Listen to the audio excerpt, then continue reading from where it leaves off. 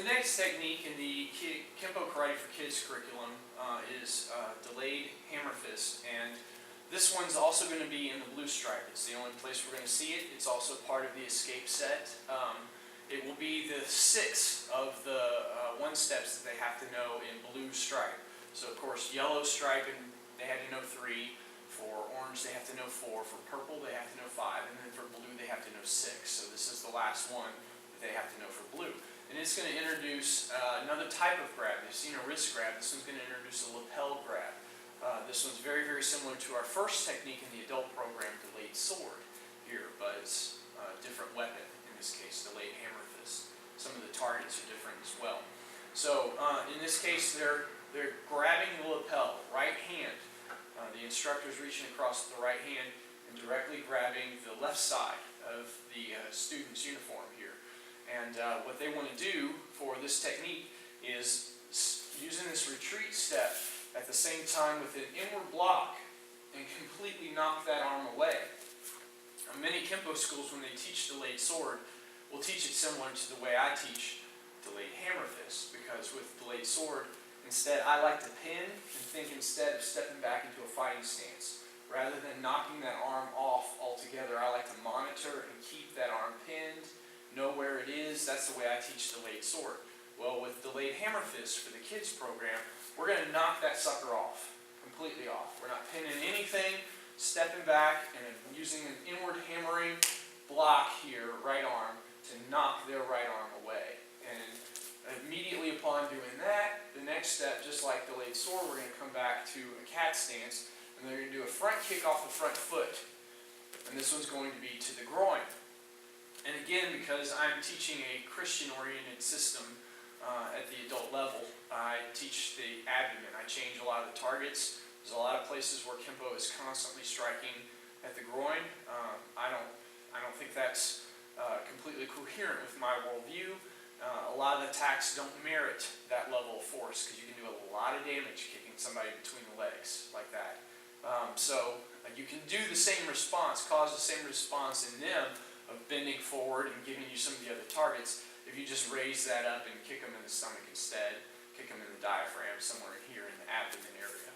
So most of the techniques I teach at the adult level, in terms of sanctity of life, right, I want to use an appropriate amount of force based on the attack that's being delivered. In this case, if we're assuming, because this is part of the escape set, that this is a little kid trying to protect himself against a grown adult. So in this case, all bets are off. And they're going to knock that arm away, and they're going to kick that foot up between their legs as fast and as hard as they can. And the groin is the target in this case.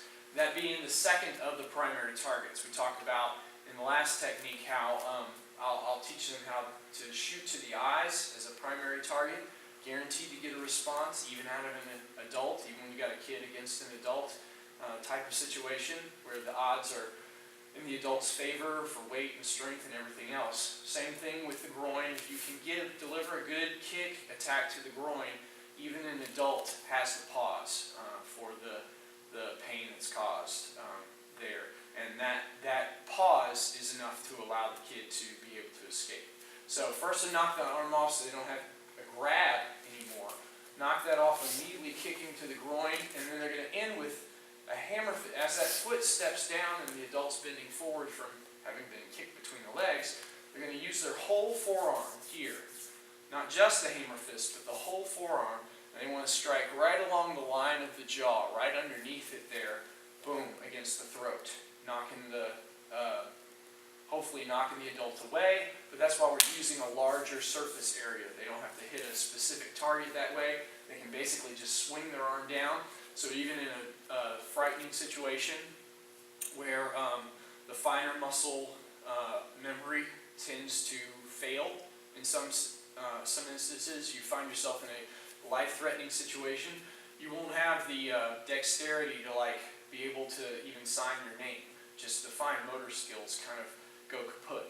That's why we train. That's why we practice. We want to keep those base motor skills and even some of those fine motor skills, and learn to be calm in a terrifying situation, in a point of conflict. When you put all that together, then that's when the self-defense will will work out for you. But in this case, kid that's terrified, losing some of those finer motor skills, will kick up between the groin and then using that whole forearm as they plant down, hammer fist strike all across the throat here, across the line of the jaw here, right underneath to the neck, and then immediately turn and run, making their escape. That's delayed hammer fist here. That's technique number 6. One more time, step back, block, kick, and hammer fist strike, and then make an escape. And that's the last of their one-step techniques for the blue stripe self-defense.